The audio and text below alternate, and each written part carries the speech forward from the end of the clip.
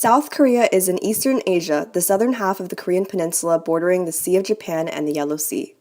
It is mostly hills and mountainous in the east, where the Taebaek Mountains dominate the landscape. The rugged land slopes west into the undulating, flatter coastal plains where most of its people live, and usable agricultural land is found. It is a temperate biome with heavy rainfall during the summer and very cold winters.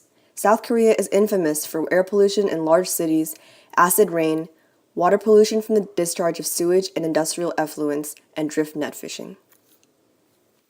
One of South Korea's issues is polluted water. In the past 6 years since 2011, the South Korean government has really stepped up in enforcing environmental policies because of rising concerns for public health. One of their solutions was using nuclear power as a green alternative to coal-fired power plants, but it hasn't been completely beneficial for South Korean citizens.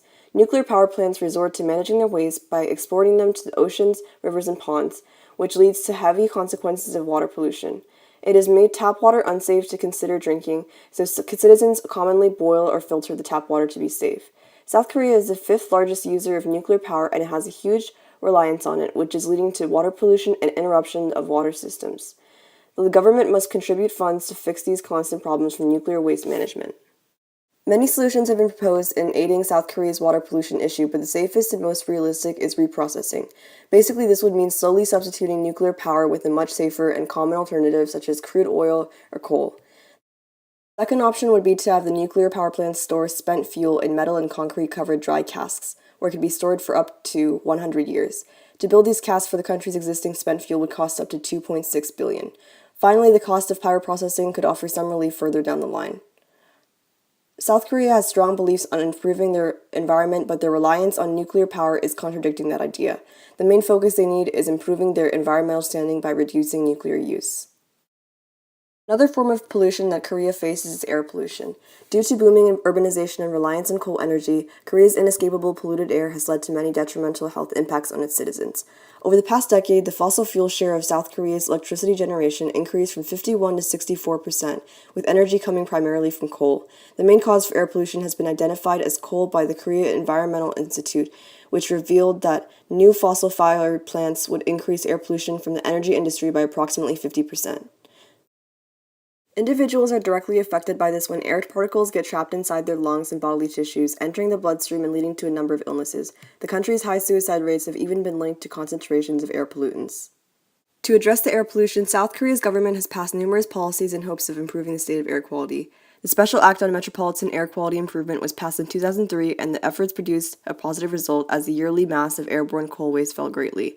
However, though there has been clear improvement over the past decade, the country's performance is still amongst the global worst. To improve its poor air quality, Korea needs its government to steer away from its dependency on coal energy. South Korean President Moon Jae-in had this in mind when, on his fifth day in power, shut down 10 major coal power plants across the country. The government should continue to enforce such enactments and seek to avoid the fate of deaths of millions of its country's citizens. An additional environmental problem of South Korea is acid rain. Though acid rain does not pose much of a threat by itself, the threat comes from when it is coupled with the disregard of proper environmental practices. Acid rain shows that there are high amounts of sulfur or nitrogen that is combined with the water vapor in the air to create sulfur trioxide or nitrate. These chemicals likely come from the exhaust from local coal-burning factories. Most of the acid rain that affects South Korea comes from areas of China where the wind blows the exhaust from coal-burning factories into South Korea. It causes damage in numerous ways. The previously acidic soil becomes even more acidic, which makes it inefficient for agricultural practices. Some problems that could occur from acid rain are eutrophication of small lakes caused by the excess nitrogen from rain, or degradation of forests and farmland caused by the increase of acid in the soil, which may lead to erosion. This can negatively affect soil bacteria and fungi, which causes more problems of deforestation and farmland destruction. In summary, acid rain causes the health of the whole environment to suffer if proper countermeasures are not taken. To help improve the South Korean situation on the acid rain, the country created a treaty with surrounding Northeastern Asian countries to reduce coal emissions in 1999. However, nothing substantial came from the treaty. South Korea should continue to make countermeasures such as requiring companies that emit these two chemicals to make major reductions in their emissions to control acid rain's catastrophic repercussions on the country. Another major environmental issue prevalent in South Korea is the drift net fishing that has been sweeping the ocean clean for many decades. Drift net fishing is a technique used in the open seas where a long rectangular net hangs vertically in the water without being anchored to the ocean floor. The nets usually have floats attached to the top and weights strung along a rope on the bottom of the net. Because of the lack of selectivity in drift net fishing, overharvesting is a common occurrence and has been a rising concern since the 1950s, when a change in the material and manufacturing made drift net fishing dangerous for all types and sizes of marine life. A commonly used term, bycatch, refers to many numbers of fish, sharks, turtles, birds, and other animals that were unintentionally caught by drift nets. Despite the lack of statistical information about the exact deaths drift nets have caused, the possibility that endangered species may be accidentally killed in these nets is a clear environmental problem occurring in Korea. Following Japan's ban on drift net fishing in 1991, the focus turned to South Korea to stop its illegal night fishing. The excessive bycatch of endangered species caught in drift nets raised ethical concerns worldwide. In 1993, the United Nations officially banned drift net fishing and began Operation Drift Net patrols of the North Pacific Ocean, and South Korea joined in 10 years after its commence, but drift net fishing has not stopped its entirety.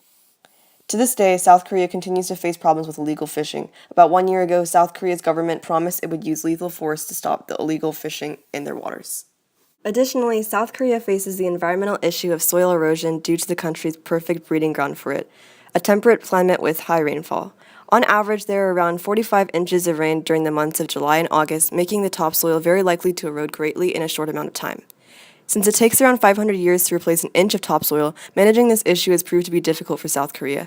This also has not been made easy due to deforestation. Trees are being cut down and dying from a lack of good soil because of lack of vegetation to hold it in place. As a result, crop productivity and water storage capacity have caused water pollution and nutrient depletion in the soil. When it rains in the mountains, the loose sediment runs downhill and into the rivers, elevating the riverbeds and increasing the risk of flash flooding. To tackle soil erosion, the South Korean government has reduced the amount of deforested land from 10 to 1.5% through 2 successful 10-year programs to increase vegetation and prevent landslides and hold on to the topsoil. Along with more plant life, Korea has implemented terrace farming along the mountainside. This form of agriculture forms steps along the natural geography of the land, helping keep soil in place and preventing landslides. With technological advances and better knowledge of the earth, South Korea is a prime example of how the world should combat soil erosion. As a whole, Korea is a country that is booming and thriving financially through its urban and technological development. The country's government and its citizens must now address the potential ramifications that may occur from the environmental issues of water and air pollution, acid rain, drift net fishing, and soil erosion. By actively working to implement laws and encouraging citizens to reduce individual contributions, the Korean government can both preserve the nation's environment and protect the lives of the Korean people.